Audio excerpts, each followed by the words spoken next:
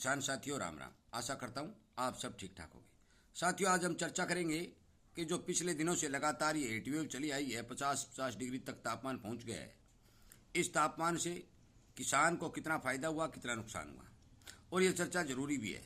साथियों, मैं अच्छे जानकार लोगों के साथ विचार विमर्श कर करके इस तरह की जानकारी आप तक पहुंचाने की भरपूर कोशिश करता हूं। ये किसान की कोई आवाज़ उठाने की कोशिश करता हूं और भाव आदि की जानकारी भी इस चैनल के ऊपर वीडियो बनाकर आप तक पहुंचाने की भरपूर कोशिश करता हूं और आपको सचेत और सावधान करने की कोशिश करता हूं,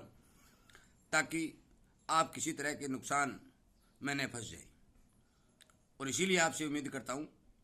कि आप इस चैनल को सब्सक्राइब करें, इसके सामने वाली घंटी का बटन दबाएं और अपने दोस्त तक शेयर जरूर करें, ताकि जो भी किसानी आवाज़ है उसको उठाने के लिए संगठन की ज़रूरत होती है, उस संगठन को बढ़ाया जा सके और अपनी आवाज़ सरकार तक पहुंचाई जा सके, व्यापारी तक पहुंचाई जा सके, किसानी अधिकारी जो हैं, कृषि अधिकारी हैं, उन तक पहुंचाई जा सके और किसान को फायदा हो सके। परंतु आज हम चर्चा करने वाले हैं कि जो गर्मी का मौसम चला है, इस गर्मी से किसको कितना फायदा और नुकसान हुआ है। साथियों, मैं आपको बता देना चाहता हूं कि किसान के खेत के अंदर जो छोटी फसल खड़ी थी, वो फसलें जली भी हैं, नुकसान भी हुआ है। पशुओं के दूध उत्पादन में भी कमी आई है और हर जीव को तपिश के कारण, हो सकता है कि बूढ़े बुजुर्ग को तपिश के कारण अपने प्राण भी गंवाने पड़े हों, क्योंकि काफ़ी लोगों की मौत हुई है। परंतु इसके साथ साथ मैं आपको ये भी बता देना चाहता हूं कि इस गर्मी से अनेकों फायदे भी हुए और वो फायदे मैं आपको बताऊंगा। जहां फसल के जलने, मनुष्य को तकलीफ होने, जीव जंतु की मौत होने, काफ़ी क्षेत्रों में जहां पानी की कमी है, वहां प्यास के कारण भी जीव जंतुओं की मौत हुई है। ये नुकसान तो हुआ ही हुआ है, परंतु इस तपिश के कारण फायदे अनेक हुए। आपने देखा ही होगा कि ये 9 तपा जो बोलते हैं, 9 दिन के अंदर अलग अलग दिन बांटे जाते हैं। 2 दिन यदि ज़्यादा तपत नहीं पड़ेगी तो ज़्यादा चूहे मर जाएंगे, ज़्यादा 2 चूहे फैल जाएंगे, तो यदि तपत पड़ेगी तो उन 2 दिनों के अंदर चूहों की मात्रा कम होगी, जो किसान को नुकसान कम पहुंचाएगी। सांप गोरे जहरीले जीव हैं, 2 दिन उनके लिए रखे गए। 2 दिन फसल को हानि पहुंचाने वाले कीटों के लिए रखे गए। 2 दिन जीव जो मनुष्य के लिए, मच्छर जो हानिकारक होते हैं, उनको मारने के रखे गए। इस तरह से हर एक चीज़ का कोई महत्व होता है। साथियों, पिछले साल आपने देखा होगा कि इन दिनों ठंडा मौसम चला था, बरसातें हो रही थी, अनेक प्रकार के जो कीड़े मकोड़े फसलों और मनुष्यों को नुकसान पहुंचाने के लिए वातावरण के अंदर पैदा हो गए थे और पूरी की पूरी फसल आपने देखी, चाहे गुलाबी सुंडी हो, चाहे मनुष्य के लिए बुखार का सीजन हो, हर तरह की बीमारी उस ठंडे मौसम के अंदर हर जीव के पनपने के कारण हर जीव के पीछे पड़ गई और काफ़ी मात्रा में किसानों का भी नुकसान हुआ और शहर बाजारों में रहने वाले लोगों का भी नुकसान हुआ है। परंतु आपने ये देखा होगा कि इस तरह के तापमान के अंदर जितनी भी बीमारियों का नष्ट होना, क्योंकि जो हानिकारक जीव है वो नष्ट हुए हैं और उन जीवों के अंडे भी नष्ट हुए हैं, तो ये एक, मुझे लगता है कि किसान के लिए, शहर बाजार में रहने वाले लोगों के लिए हानिकारक मच्छर आदि का मरना और ख़त्म होना, ये एक फायदा का सौदा साबित होगा, क्योंकि आने वाली फसल के अंदर बीमारियां कम होंगी, क्योंकि उनके जो अंडे देने की क्षमता थी या अंडे देने वाले जीव थे, जो हानिकारक जीव थे, वो खत्म हो चुके। मैं मानता हूं कि इसके अंदर मित्र कीट भी मरे, परंतु मित्र कीटों की संख्या बहुत कम होती है दोस्तों,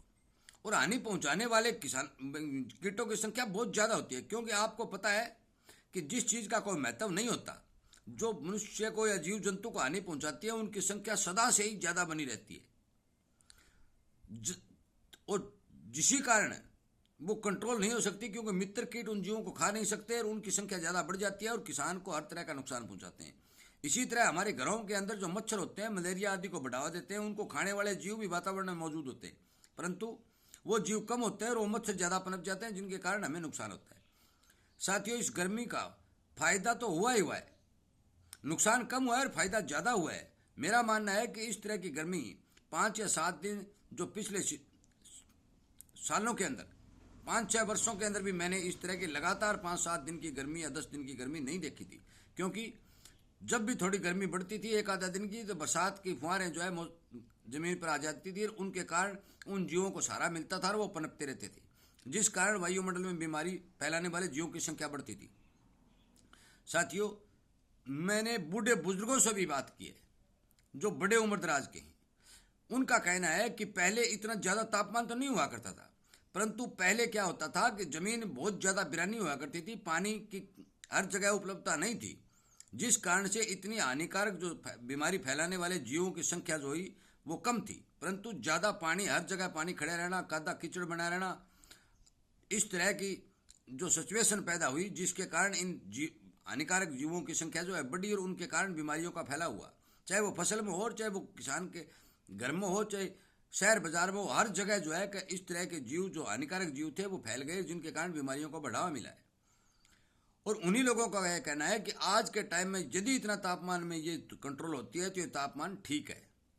परंतु हमें हमारी फसलों को बचाने के लिए, हमारी जितनी भी फसलें जली है उनके नुकसान की भरपाई करने के लिए अभी समय है। हम बिजाई दोबारा भी कर सकते हैं, क्योंकि नरमा की बिजाई को तो 1-2 दिन, 5-4 दिन में जिन किसानों ने बुआई की है वो अब वाली बिजाई जो है ठीक चल रही है, परंतु 1 सप्ताह पहले जो बिजाई हुई थी उस बिजाई के अंदर नुकसान देखने को मिला था। ग्वार और बाजरा की बिजाई अभी तक नहीं आई है, तो किसान को इस गर्मी से ज़्यादा कोई नुकसान नहीं हुआ है, फायदा ज़्यादा हुआ है, क्योंकि हानिकारक जीव थे वो गर्मी की तपिश के कारण वो अपना जीवन चक्कर खत्म कर गए और अपने अंडे देने की जो क्षमता ही उसको बीच में ही छोड़ गए, ताकि वो इस वातावरण से प्रभावित होकर अंडे पनप नहीं सकें। साथियों, मैं आपको बता लेना चाहता हूं कि जहां तक जानकार लोगों का अनुमान है कि अब की बार फसल हो, चाहे मनुष्य हो, चाहे गांव हो, चाहे शहर हो, बहुत ही कम बीमारी आने की संभावना जो है वो बन रही है। इसलिए कृपया करके मेरे इस वीडियो को ज़्यादा से ज़्यादा किसानों तक शेयर करें, ताकि उन्हें भी इस बात का पता चल सके कि गर्मी से नुकसान कम और फायदे ज़्यादा होते हैं। यदि समय पर बरसात होती है तो अब की बार किसान की अच्छी पैदावार होने के संकेत मिल रहे हैं। इसलिए अपने खेत की ठीक ठाक से जुताई और बुआई करके अपने खेत की फसलों की ठीक ठाक से देख रेख करें, ताकि समय आने पर हमें अच्छा मुनाफा मिल सके। साथियों, मेरा वीडियो सुनने के लिए, चैनल को प्यार देने और सब्सक्राइब करने के लिए आपका बहुत बहुत धन्यवाद।